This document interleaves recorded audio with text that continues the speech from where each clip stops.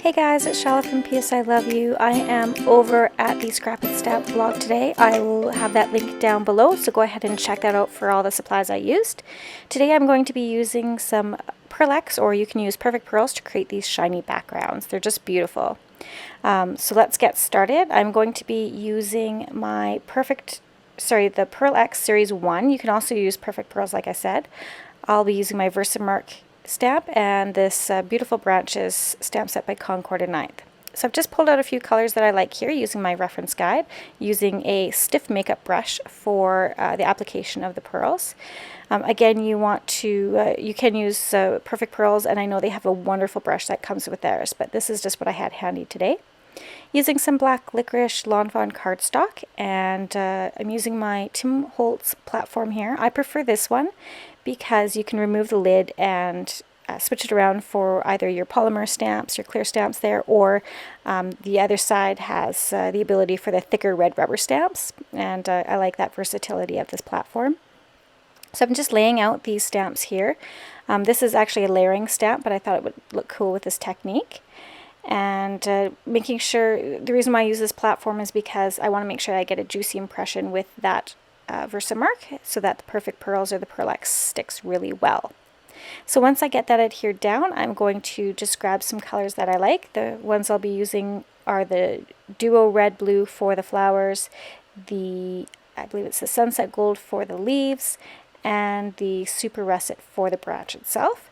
Now you just kind of tap into the powder and then tap it onto your project, or you can use circular motions to apply this down.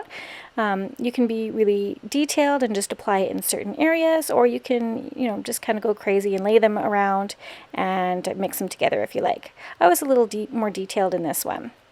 So once you get this, the powder all down how you like it, I tap it off and then I wipe it off with a cloth. I recommend using a soft microfiber cloth. The first cloth I used here actually kind of scraped it a little bit. And then I will use my anti-static powder tool for the sentiment, making sure that if you're using the brush type, you're careful not to scrape off any of the pearls that you laid down. And then heat setting that with the just some white detailed embossing powder. Now, if you want your pearls to be set, there's a couple ways that you can do this. You can use the Krylon Crystal Clear to set that so it doesn't rub off. I don't like the smell, so I simply just use hairspray. Yep, that's what I do. You can heat set it with a gun or use hairspray. Just making sure you're holding it about 12 inches away. And then I use that because I just don't like the smell of that Krylon, and I didn't really feel like going outside. So I adhere that down to my card base, and that is that first card finished. And here's a look at it. I really like the colors here and how much it shines. Just a quick, simple card. Now the next card we are going to be doing, I'm using this Hero Hearts stencil. It is the peacock stencil. It's one of my favorites, and again, just that black licorice cardstock. I will lay this down over top.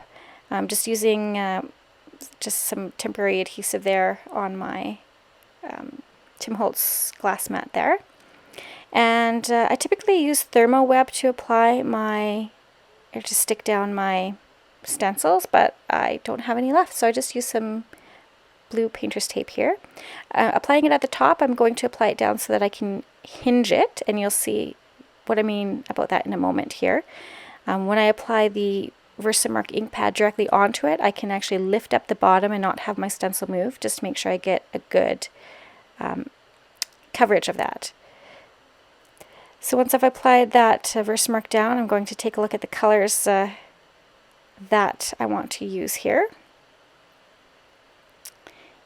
And really pressing down with this Versamark ink pad, making sure I get coverage. And here you can see how I lift that up just to make sure I get good coverage. Hard to see, but I did get it all covered there. And then on this one I'm using the Super Russet. It's a beautiful copper, and I'm just using that one color all over, and it's got amazing shine to it.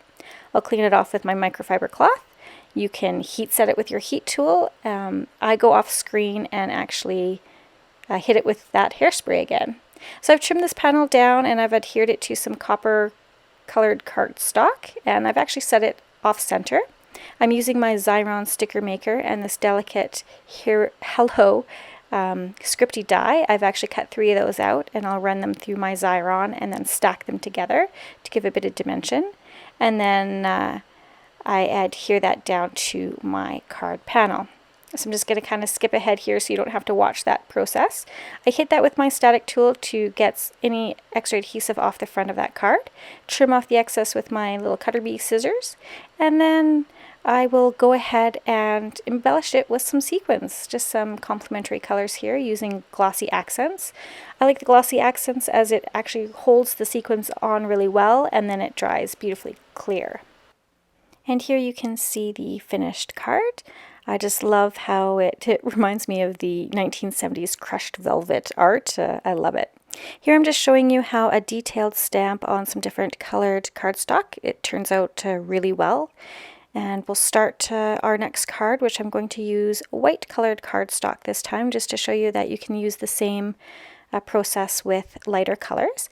This is the L'Enfant Dream feather stamp set here that I'm using, and I'm just kind of randomly placing down those feathers.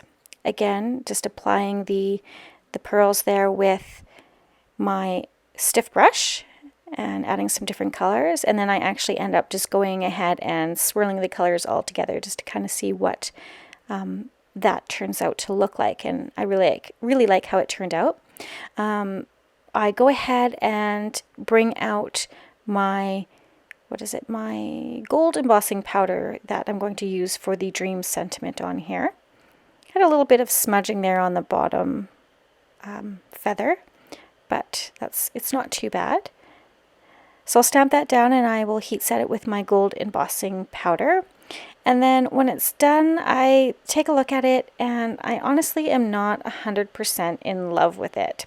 So I pulled out the square stitch die and I cut out an area that I like. I can use that bottom piece on a different project. So I'm going to adhere this down to some, I believe it's L'Enfant Mermaid cardstock that I'm using. And I stamped down the dream sentiment again using the gold embossing powder. There was something about the full white panel that I didn't quite love, so I thought this would look better. And then I actually used the little swirl stamp there as well on either side of that dream sentiment. So just getting that stamped down. And then again, I will heat set that, and I will apply that square that I die cut out. I will adhere that down with some 3M foam tape just to add some dimension to it. So there's my big roll there. And just cutting off some pieces, just adding a bit of dimension to your card really kind of changes the look of it. And there was something about having a full white panel there, it wasn't working for me today.